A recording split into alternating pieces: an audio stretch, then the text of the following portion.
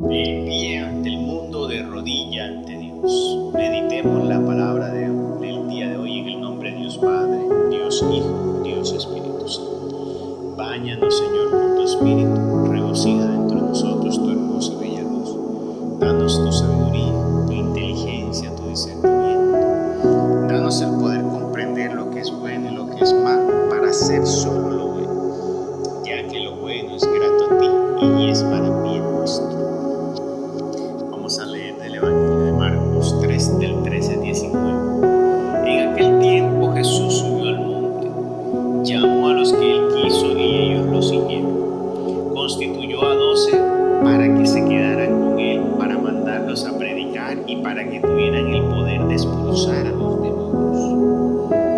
Constituyó entonces a los 12, a Simón, el cual le impuso el nombre de Pedro, después a Santiago y a Juan, hijos de Zebedeo, a quienes dio el nombre de Boanerges, es decir, hijos del trueno, a Andrés, Felipe, Bartolomé, Mateo, Tomás, Santiago el de Alfeo, Tadeo, Simón el cananeo y a Judas Iscariote, que después lo traicionó.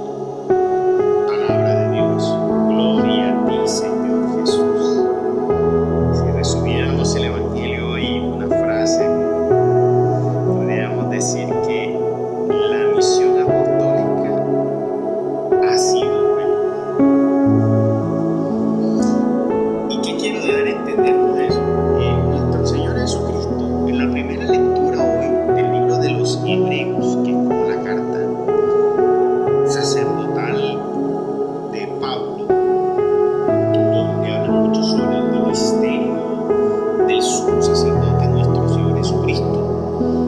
Entonces, si nuestro Señor Jesucristo es el sumo sacerdote en presente, quiere decir que hay unos sacerdotes. No entiendo por qué los hermanos protestantes no aceptan el sacerdocio, que ya no hay sacerdocio. Dicen que hay un sacerdocio, ese sacerdocio antiguo pasó. Sí, es que aquí lo está diciendo la Biblia. Nuestro Señor Jesucristo hizo una nueva alianza, más en la misma lectura de Hebreos dice que Dios le dijo: haré una nueva alianza con el pueblo de Israel, no como la alianza que hice con su padre, que los tomé de la mano y los saqué de Egipto, y ellos rompieron mi alianza. Ahora tendré una alianza con ustedes nueva, y voy a poner en la ley en lo más profundo de su mente y voy a grabarla en sus corazones. Esa nueva alianza es con nuestro Señor Jesucristo, que lo que hace el Señor es hacer una nueva alianza renovada. El sacerdocio no se acabó, el sacerdocio fue renovado y fue dado ahora de una forma diferente al que venía en el Antiguo Testamento, donde ya no se ofrecían víctimas, porque el Señor se ofreció con víctimas y ahora el Señor es el que se ofrece, pero siempre hay algo que ofrecerle a Dios, porque a Dios le gusta eso, y es un principio para que nosotros nos perdamos el poder honrar a Dios. Pero Él no habla de una ofrenda material, está hablando de nuestro corazón, porque con nuestro Señor Jesucristo vino a hacer todas las cosas espirituales para que nosotros ofrendáramos nuestra vida y nuestro corazón a semejanza del que nos enseñó, que es nuestro Señor Jesucristo, que no vino a darle a Dios ofrendas de animales ni materiales, sino que ofrendó su vida, ofrendó su obediencia, ofrendó su voluntad, ofrendó todo su cuerpo. Eso es lo que nosotros tenemos que ofrendar. Cuando nosotros vamos al altar, eso es lo que tenemos que ofrendar. Los demás son vividores de la fe que quieren enriquecerse a costilla de ustedes, y ustedes tontamente están enriqueciendo, haciéndoles creer que con eso están comprando el reino de los cielos. No, así no se hereda el reino de los cielos. Además, porque en otra discusión más adelante la veremos, esos ofrendas y esos diezmos, tanto en el Antiguo como en el Nuevo Testamento, se muestra que es para llevarle a los necesitados, a las viudas, a los huérfanos, a los ancianos, a los discapacitados. Pero no, ¿qué hacen hoy en día? Comprar lujos, casas de descanso, fincas de descanso, grandes carros. Entonces, si hay un sumo sacerdote de una nueva alianza, y en donde hay todos somos sacerdotes, siempre hay unos sacerdotes. Entonces díganme, ¿dónde están esos sacerdotes que instituyó nuestro Señor Jesucristo? Pues los instituyó con los apóstoles, y los apóstoles fueron dando un legado a sus discípulos.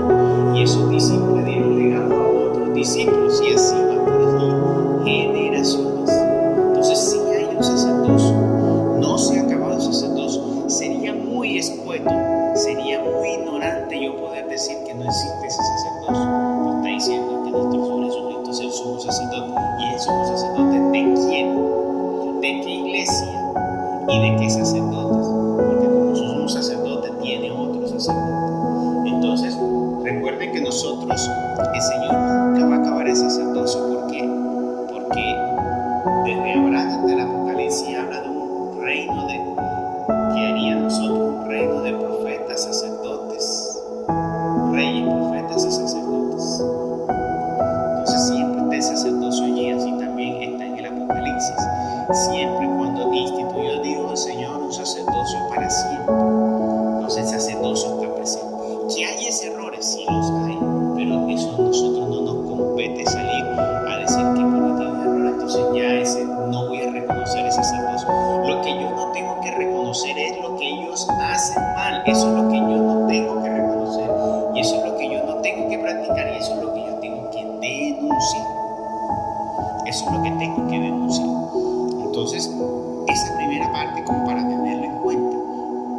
Porque mira que cuando nuestro Señor Jesucristo ahora entrando en el Evangelio, Él dice que envía a sus apóstoles y les da poder para que prediquen y para expulsar demonios. Bueno, desde el año 2000, el Señor renovó ahora ese sacerdocio, donde va a renovar este sacerdocio actual para ser un sacerdocio espiritual, un sacerdocio más entregado, purificado, perfeccionado. Ya Dios comenzó la obra. Eso comenzó en el año 2000. Dios ya envió, tomó una persona, la llevó a su presencia, la tomó como su elegido y está en la obra de perfeccionar este sacerdocio.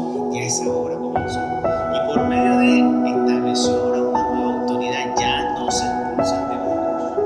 Antes lo que hacía la gente es expulsar demonios. Ahora Dios, ¿por qué? Porque el enemigo tentó un tiempo para arrepentirse, que fue hasta el año 2000.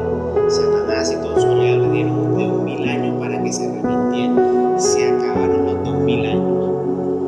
Ahora ya comienza una guerra. Estamos en una guerra más frontal. Y ahora sí que él sabe que le queda poco tiempo y la guerra está declarada totalmente. Entonces ahora Dios nos ha dado autoridad, ya no es para expulsar demonios, sino ahora para dar muerte a los demonios, para pararnos en la cabeza de ese maldito y de todos sus aliados y darle muerte. Me estoy refiriendo a los espíritus demoníacos, ya no me refiero a personas. Entonces Dios está orando, está haciendo cosas. A medida que nos ve la historia de la Biblia, ven cómo Dios va en su pueblo, va dando y va mejorando. No es la excepción de estos tiempos cuando nos damos cuenta que en la iglesia hay confusión, errores. Pues nosotros tenemos que discernir para entrar aquí. Y así también Dios nos ha manifestado cuáles son los errores. Y estamos en eso, en saber que si conocemos cuál es lo que está mal, no vamos a practicar eso.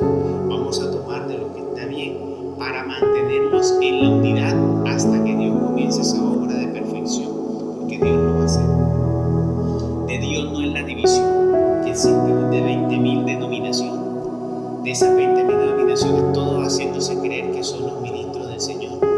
Y la palabra es muy clara: una sola iglesia, un solo bautismo, una sola vez, un solo ministerio.